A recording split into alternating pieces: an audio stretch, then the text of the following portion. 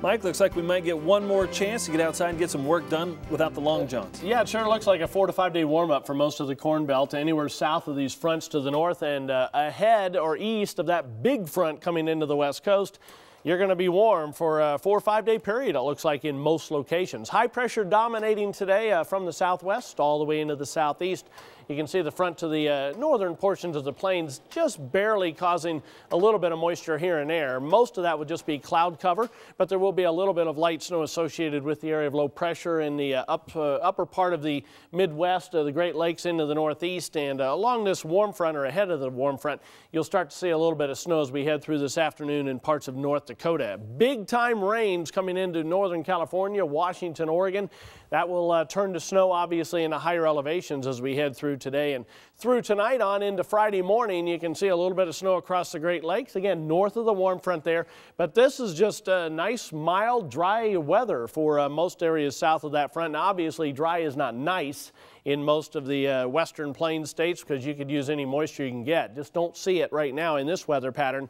Maybe out of that system as it finally comes east of the Rockies as we head into early next week. But there's late in the day tomorrow. You can see the warm front starting to move into the Great Lakes, so still chilly up there, but very mild south of these frontal systems. Taking a look at the precipitation estimate over the past 24 hours, most of it has been obviously in the west. You can see much of northern and central California, much of Washington, Oregon, and adding on the next 24 hours, look at that. Big time rains, it looks like, for much of northern California, southern portions of Oregon especially. Taking a look at snowfall estimates over the past 24 hours, we've seen some areas in the eastern Great Lakes and obviously some of the higher elevations out west, and you're going to get pounded in some of those higher mountain regions. Northern Rockies, western portions of the Rockies, Sierra Nevadas, those are going to get a lot of snow.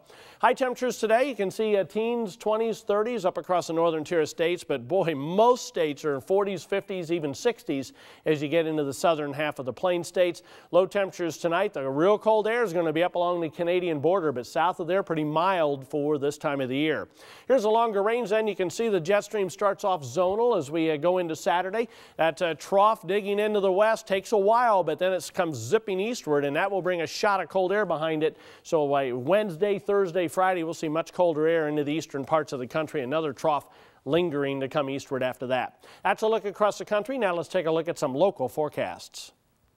For Deming, New Mexico today, mostly sunny and pleasant. The afternoon high around 70 degrees. Olney, Illinois, partly sunny skies, a high 51. And Taylor's, South Carolina, a good deal of sunshine there with the afternoon high a mild 58.